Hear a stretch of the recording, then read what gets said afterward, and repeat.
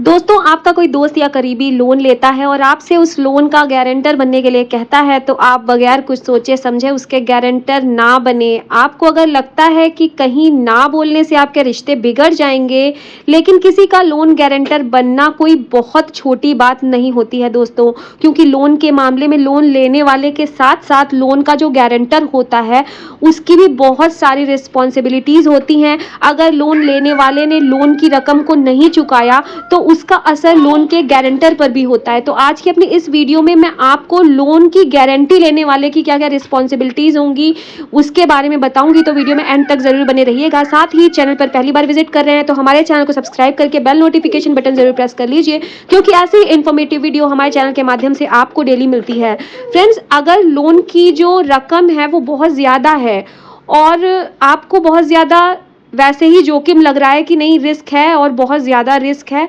और बैंक को जो लोनी होता है, जिसको बैंक लोन देता है, उसके अगर प्रॉपर और पूरे डॉक्यूमेंट्स नहीं मिल पाते हैं या उसका कोई पर्सनल क्रेडिट स्कोर वगैरह अगर ख़राब होता है, या जो मेन जो लोन लेने वाला है उसकी उम्र काफ़ी ज़्यादा होती है, या उसका नौकरी जो होती है उसकी ऐसी होती है जिस नौकरी में रिस्क होता है, या फिर क्या कहते हैं किसी तरीके का कोई बैंक को लगता है कि नहीं गारंटर की ज़रूरत है, तो बैंक गारंटी के तौर पे गारंटर की मांग करता है कि आपका गारंटर कौन बनेगा। तो उस सिचुएशन में हम अब बताते हैं आपको कि लोन की जो व्यक्ति गारंटी लेगा उसकी रिस्पॉन्सिबिलिटी क्या होती है। दोस्तों, आपकी नज़र में लोन लेने वाले और लोन चुकाने वाले की रिस्पॉन्सिबिलिटीज़ जो होती हैं वो अलग अलग हो सकती हैं, लेकिन बैंक के लिए जो लोन का गारंटर होता है वो भी जो है वो लोन को चुकाने के लिए लीगल तौर पे जिम्मेदार होता है। इसके लिए आपसे वो पेपर्स पे साइन करवाते हैं, और डिफ़ॉल्ट की स्थिति में बैंक पहले लोन लेने वाले को नोटिस भेजता है और जवाब ना मिलने पर गारंटर को भी बैंक नोटिस भेज देता है। ऐसे में अगर कर्ज लेने वाला उस कर्ज को नहीं चुका पाता है तो गारंटी लेने वाले व्यक्ति को लोन चुकाना पड़ता है। दोस्तों, अगर आपको ऐसा लगता है कि लोन की गारंटी लेने के बाद आप अपनी इस जिम्मेदारी से आसानी से पीछे हट सकते हैं, तो आपको मैं बता दूं कि आपके पास पीछे हटने के बहुत ही ज़्यादा कम ऑप्शंस होते हैं, और आप तभी पीछे हट सकते हैं जब आपको इसके लिए बैंक की परमिशन मिल जाए। बैंक या कोई अन्य वित्तीय संस्थान जो है तब आपको तभी स्वीकृति देगा जब लोन लेने वाला व्यक्ति लोन चुकाने का कोई सेटिस्फैक्ट्री ऑप्शन देगा। दोस्तों, अब आपको बताती हूँ कि गारंटर के ऊपर और क्या फ़र्क पड़ता है अगर वो गारंटर बनता है और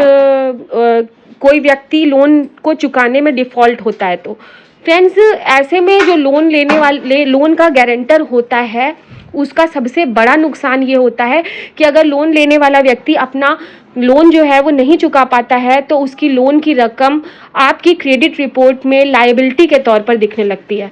और इससे आपका सिबिल स्कोर जो होता है वो ख़राब हो जाता है। सिबिल स्कोर ख़राब होने का पहला नुकसान ये है कि आप कभी खुद लोन लेना चाहोगे अगर, तो आपको परेशानी होगी, और इसके अलावा ये भी पॉसिबल है कि आप दोबारा जल्दी लोन के गारंटर ना बन पाए, मतलब कि किसी और के लोन में आप एज गारंटर